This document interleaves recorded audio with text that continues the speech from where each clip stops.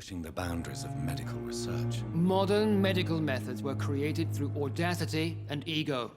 But there are rules in our line of work, and they're here to protect our patients.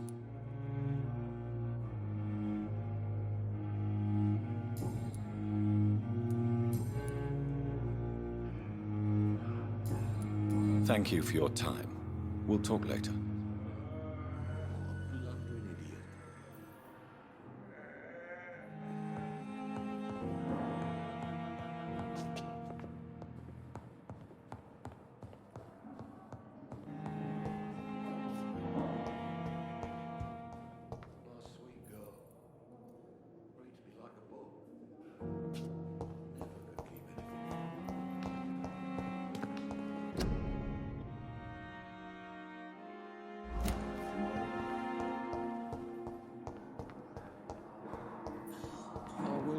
Down, my boy. Good evening, sir. Good evening, sir. I'm Dr. Reed. May I help you? I don't know if a third opinion is needed. Your colleagues are already arguing about my condition. I see. Would you mind telling me more about your situation? I'm HARVEY FIDDICK. All I want is to get me bloody arm fixed properly.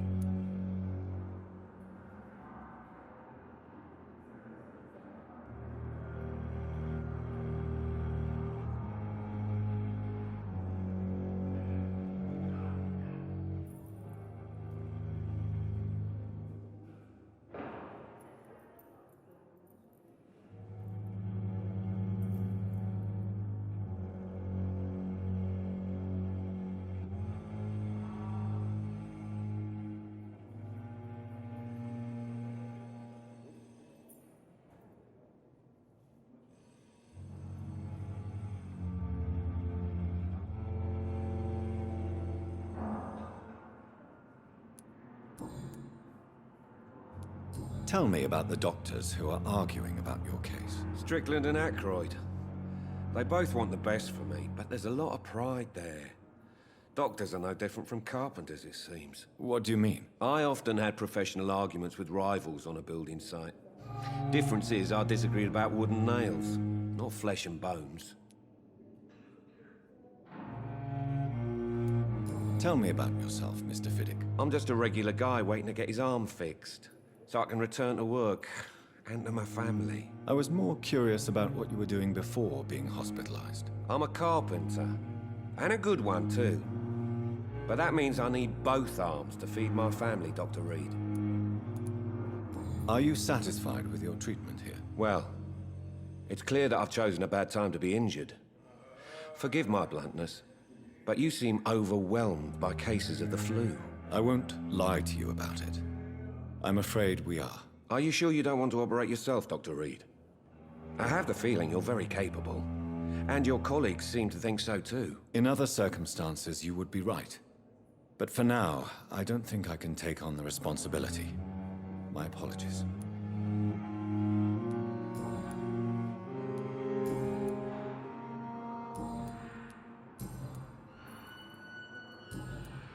Goodbye for now, Mr. Fiddick. I'll see you later. I will not let you down, my boy.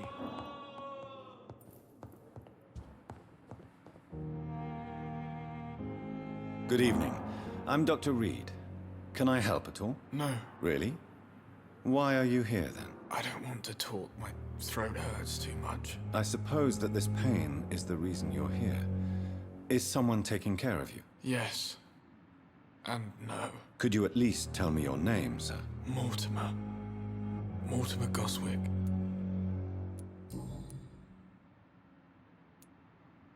Why did your mother have you hospitalized here? She seems convinced this is a bad hospital. My mother just wants the best for me. She won't rest while I'm here. She'd go all the way to hell and back to help me. Pembroke Hospital may look unorthodox, but rest assured you're in good hands here. It's not me you have to convince, Dr. Reed. It's my mother. Is your mother bothering you? As your doctor, I can ask her to leave you alone if you would prefer. That's tempting, Doctor. But you have no idea what my mother is capable of. She would tie herself to my bed if you asked her to leave.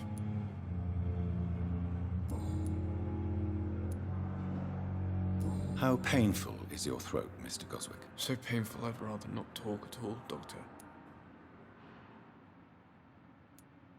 I'm sure you realize a doctor and his patient have to communicate, sir. Would it help if I gave you some paper and a pen? Not really. I see. Then maybe it's not just your throat that hurts, Mr. Goswick. Perhaps your sore throat is just the consequence of something more hurtful. Yes, maybe. But I don't want to talk or even write about it now.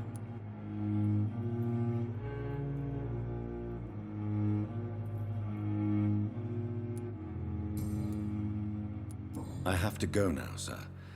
But don't hesitate to contact me if you need any help. Good evening, sir. Doctor.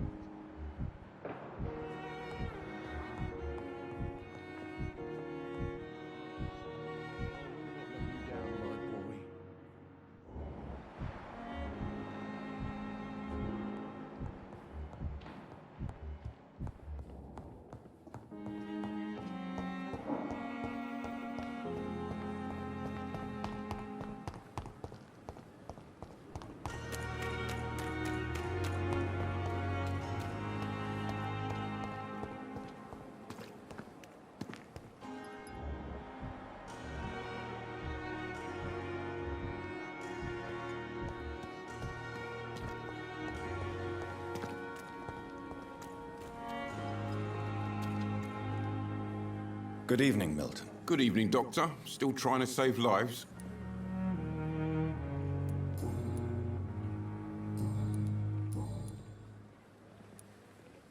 Why do you have such a mediocre reputation among your colleagues, Milton? Fuck them. Nobody knows the horrors I've seen since working here. This city was sick long before the epidemic, Dr. Reed. I know it's a difficult task, but correct me if I'm wrong. Is this not the job you are paid to do? I've seen babies left to die while their brothers were properly fed. Underage girls and boys sold to all manner of perverts. I'm sorry, I don't know what to say. Yeah, exactly. We lack words. So excuse me if I don't look on the bright side of life.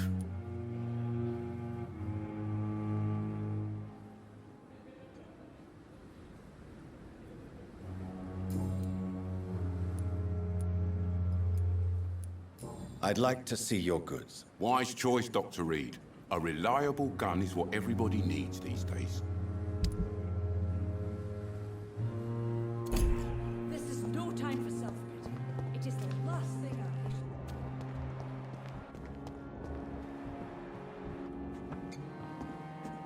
Good evening, nurse.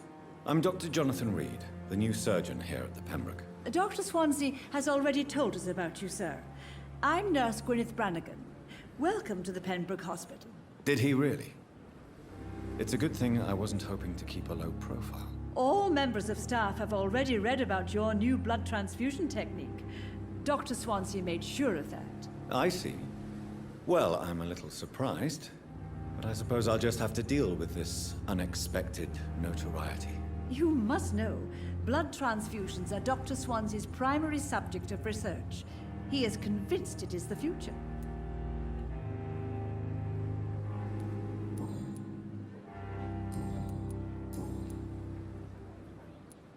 How are things here? Not good, to say the least. We're struggling against an invisible enemy, more lethal than any bullet from a gun. It's hard, Doctor. An invisible enemy?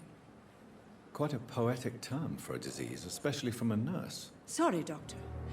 These last few weeks have been exhausting. We could all do with a good night's sleep. Do you think this hospital can survive the epidemic? We are all volunteers here, and we're trying to hold fast, but how do we beat an invisible killer? Some nurses have already resigned.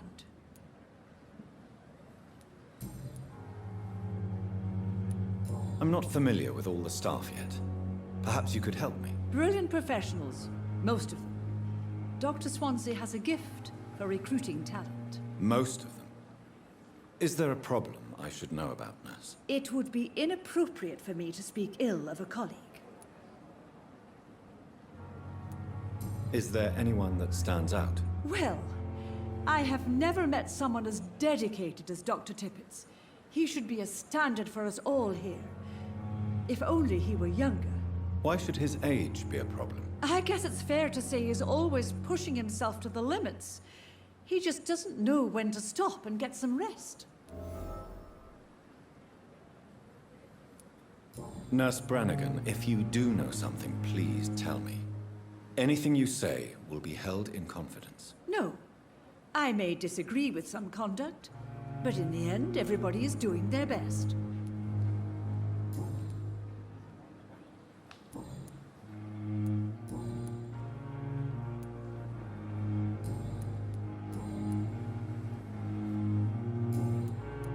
Goodbye, nurse. Call me if you need assistance.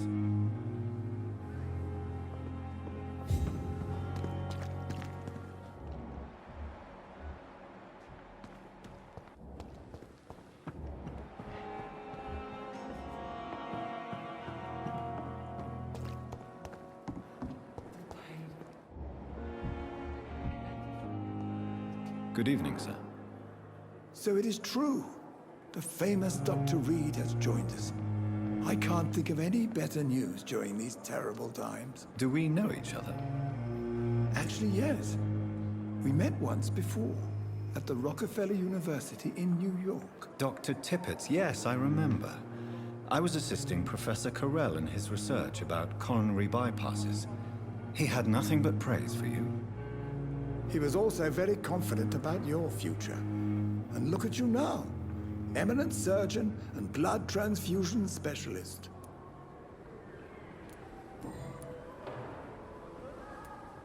What is the Pembroke Hospital situation? And please, speak freely. This hospital is not exactly the best of London. I'm sure you are used to working in a better environment.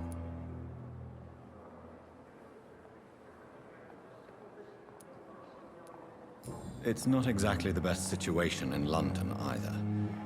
I can't have expected this hospital to be prepared for what was to come.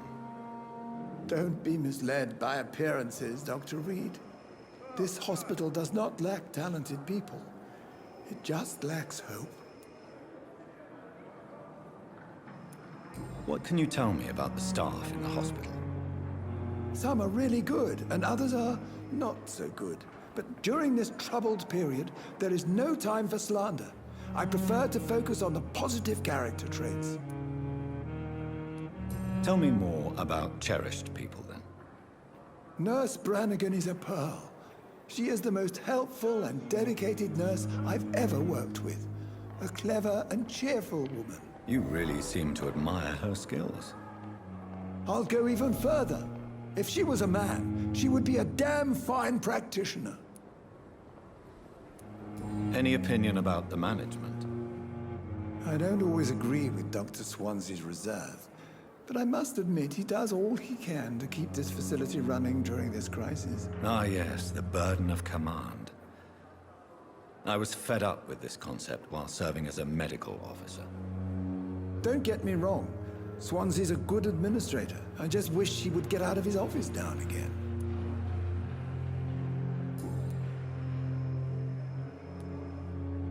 You're exhausting yourself, Corcoran. Maybe you should think about preserving your strength. No. We must keep on healing all those poor souls. We are the last rampart before chaos. Once more, unto the breach.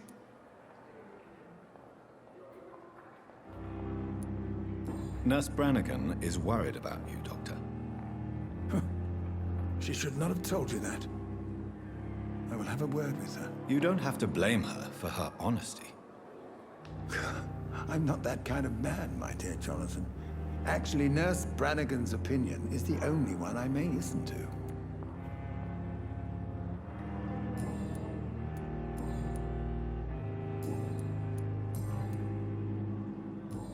Goodbye, Dr. Tippett.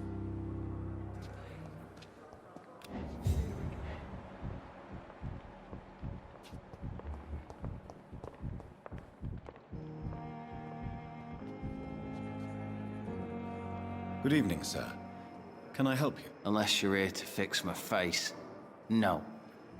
I don't think you can help me. I'm Dr. Reed. I've recently taken the position of head surgeon here.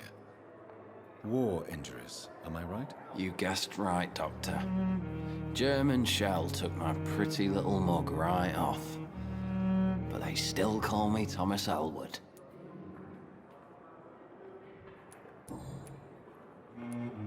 How is your stay with us, Mr. Elwood? Oh, it's bliss. I just escaped death in the trenches to be surrounded again by the moans of the dying. Can I ask you precisely why you're a patient here? It's the pain, sir. The drugs don't work. It just hurts under the scars, if you get my drift. Can I do anything for your pain? Nurses gave me a bunch of pills. No effect. Told you. It's like the flames are under my skin, burning away.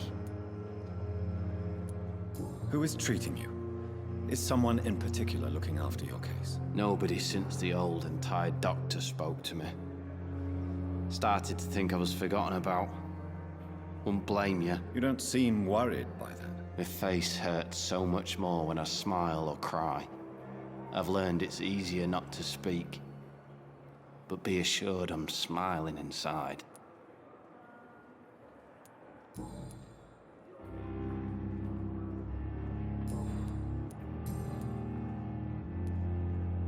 Where were you stationed, sir? Did you serve for long? I really don't want to talk about all this shit. No offense. I was pushing too much. I served in France myself. I just wanted to know what happened to you. You were an officer, weren't you? Then I doubt we fought the same war, sir. No offense. Goodbye for now, Mr. Elwood. Fear and disgust on every street corner.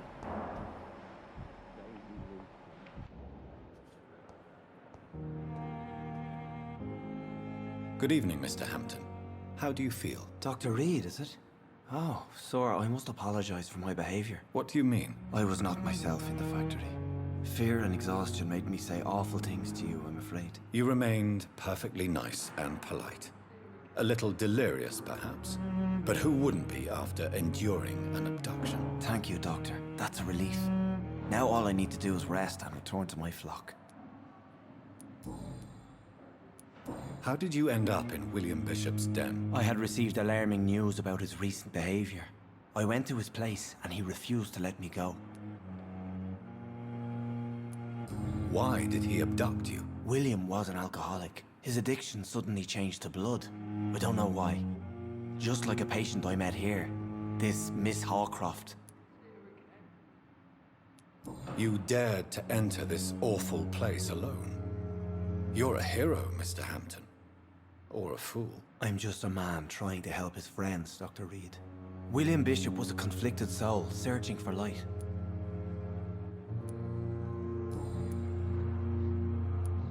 What is the general situation in the East End docks? The situation has always been tough, with a lot of tensions between the gangs and the dockers' trade union.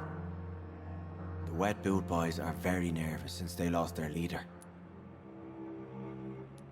Who leads the gang now? Since Clay Cox went missing, it's his wife Edwina who runs the show, with the assistance of her minion, Booth Digby. Has the gang been threatening you? Ah, no. I've had this nickname for so long, you know, the sad saint of the East End. No one dares to bug a saint, not even criminals. Do you know Tom Watts, the bartender from the Turtle? I met him before I found you in the canning factory. Tom? Yes, of course. Always the helping hand, good old Tom. Without men like him, corruption and despair would have wiped out the East End long ago. People are still in despair. How could it be otherwise? The authorities have left us all to rot in this contagious nightmare. No drugs, no advice, nothing. It's a damn shame. Who should I avoid in this part of town, then? Any particularly evil figures? Not really. Most men and women are just doing their best. And it's not my habit to speak ill of people I know, Doctor.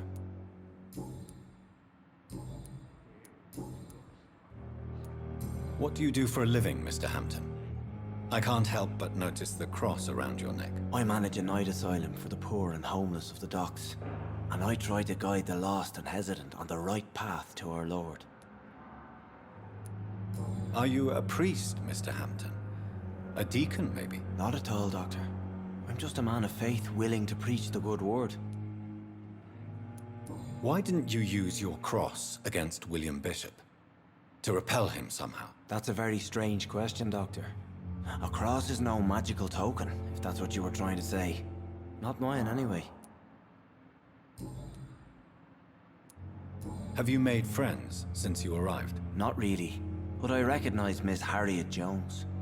I knew her when she lived by the docks. That poor woman had such a miserable life. You never came to see her here at Pembroke? Receiving visits when sick can be an important part of the healing process, you know.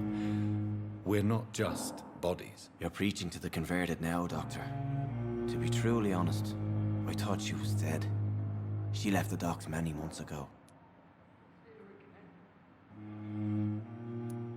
Have you made friends since you arrived? Not really, but I recognize Miss Harriet Jones. I knew her when she lived by the docks. That poor woman had such a miserable life. You never came to see her here at Pembroke? Receiving visits when sick can be an important part of the healing process, you know. We're not just bodies. You're preaching to the converted now, Doctor. To be truly honest, I thought she was dead. She left the docks many months ago. How do you feel, Mr. Hampton? Medically speaking, I mean. I feel exhausted. Beyond exhaustion, actually. William drank so much of my blood in his madness. I feel empty. You're in good hands here. Dr. Swansea is well versed in blood transfusion, and I'm sure he'll take the best care of you. Thank you, sir. I believe all I need is rest. And then I can go back to the people who need me. Goodbye, Mr. Hampton. We'll talk again later. It's locked.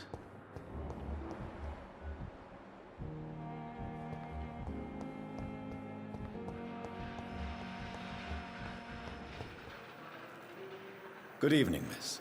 I'm Dr. Reed, the new surgeon at the Pembroke Hospital. And who are you? Your name has no meaning to me, mortal. You're nothing but dust blown by the winds of eternity. I beg your pardon? What are you begging for, mortal? My clemency? Well, tonight maybe I'm inclined to mercy. You'll never forget the night you met Thelma HOWCROFT. You keep calling me mortal. Why is that? And if I'm mortal, what are you? Well, Dr. Reed, if you must know, I'm a vampire. And why do you believe you're a vampire? I don't need to believe anything. It is what I am. It is what I feel within this hollow shell of flesh. Please, describe to me how you feel.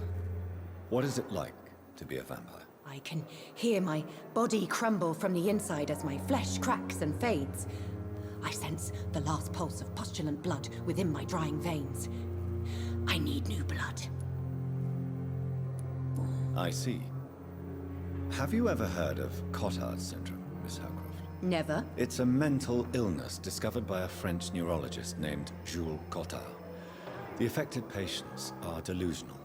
They believe that they are putrefying, that they are dead, a ghost or a ghoul, or in your case, a vampire. Delusional, you say? Oh, sad and petty mortal. You can't even begin to understand the concept of immortality. And you think it is I who am delusional.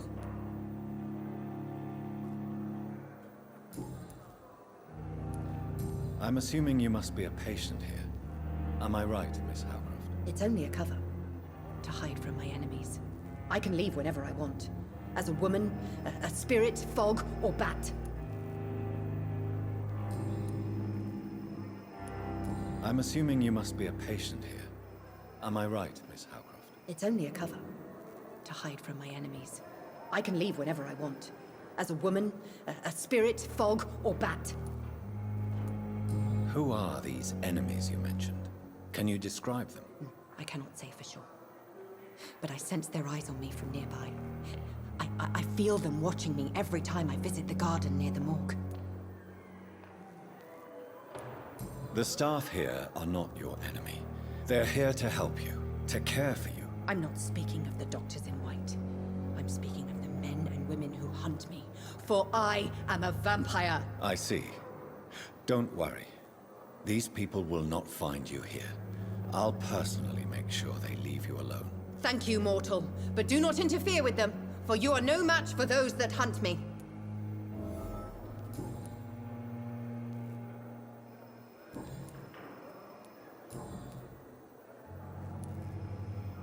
Who are you really, Miss HOWCROFT? I mean, apart from being a vampire. Is that not enough for you, puny mortal? What do you require? Proof of my powers? I'm curious to know who you were before becoming a vampire. No, it was such a long time ago, I don't remember. Centuries of unholy life can have strange effects on one's minds, you see?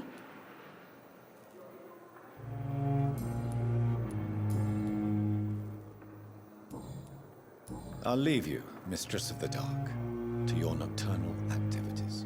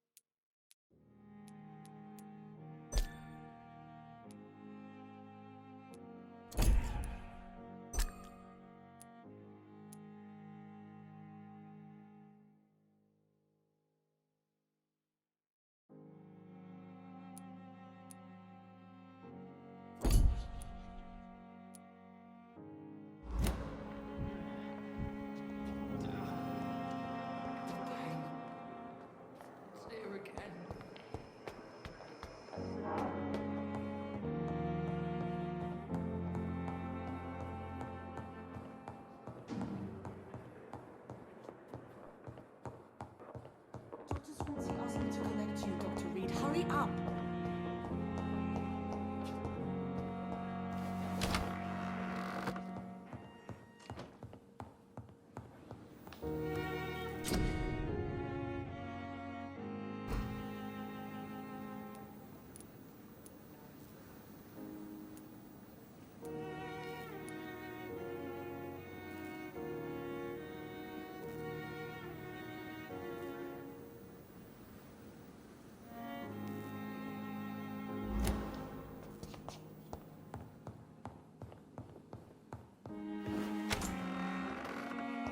I'm not one to make wait, Doctor. I've patience. Yes, Nurse Crane? How can I help you? I'm so sorry. I know Dr. Swansea wanted you to rest, but we have somewhat of a crisis. A crisis, you say? Our supply of antiseptics is nearly depleted. I was hoping there was another box up here, but...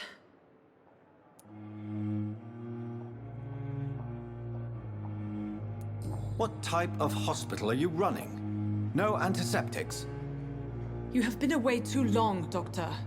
With the war and now this epidemic, supplies have been running scarce for months now. I may have a solution. In France, during the war, drugs shortage was a daily problem, and we had to use our wits to overcome the shortages. However do you mean? If combined correctly, certain household chemical products can be used in a pinch instead. Now, where's the hospital storeroom? The storeroom? Fat chance. This is the Pembroke, and space is luxury we don't have. Everything used to be stored in the old morgue. Perhaps I should look there first. Where is this morgue?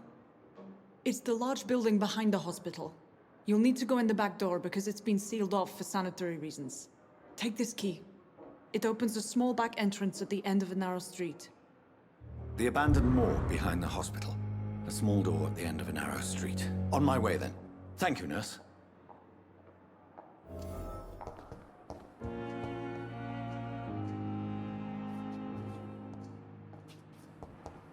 It's locked, all right.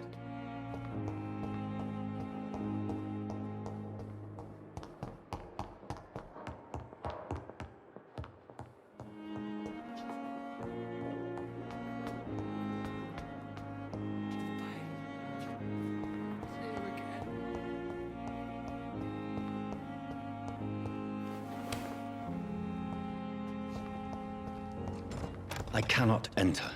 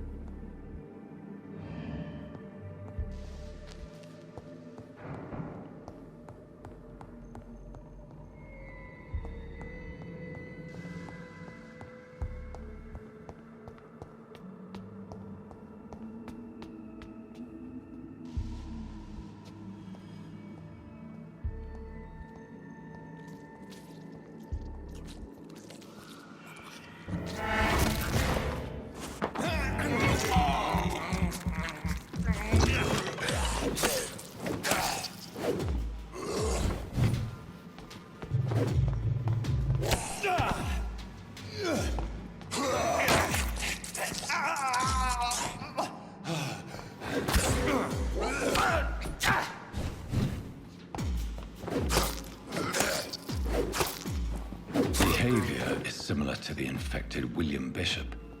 Must be the same strain. This sickness moves faster than influenza.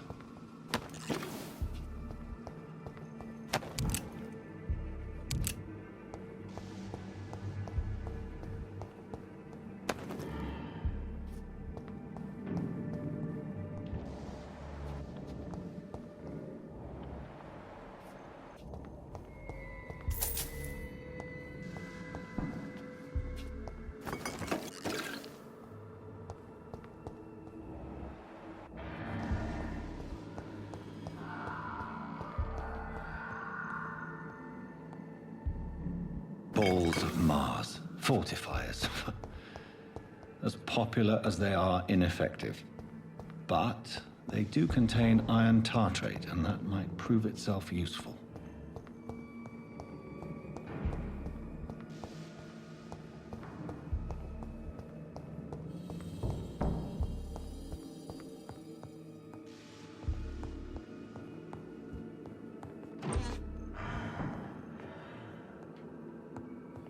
This key will surely grant me access to the basement.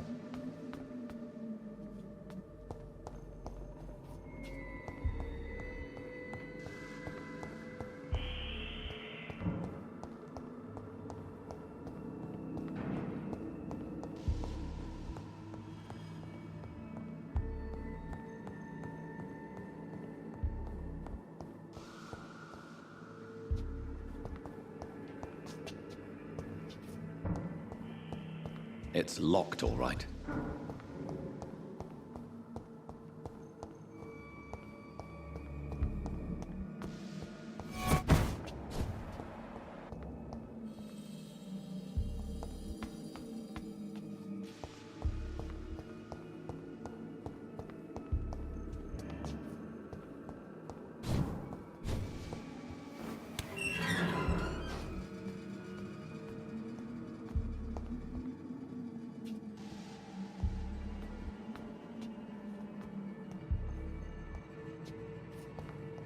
These skulls feed from corpses and the husks of animals. They're not after blood.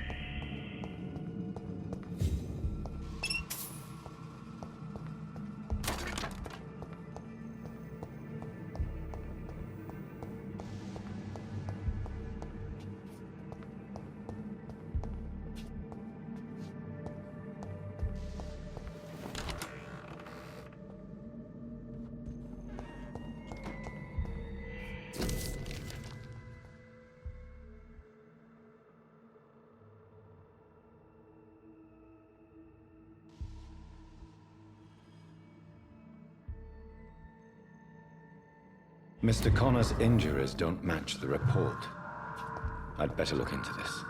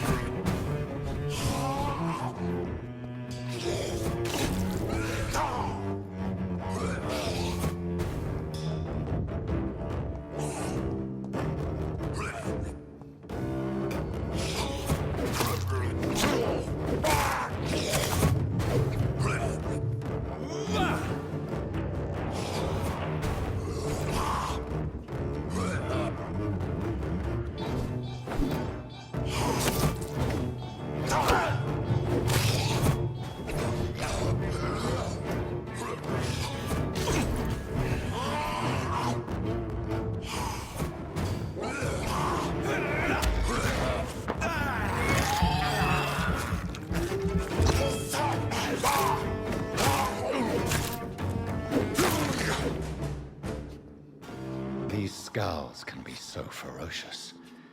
I'm not sure I can defeat them without becoming stronger. To drink blood is so tempting.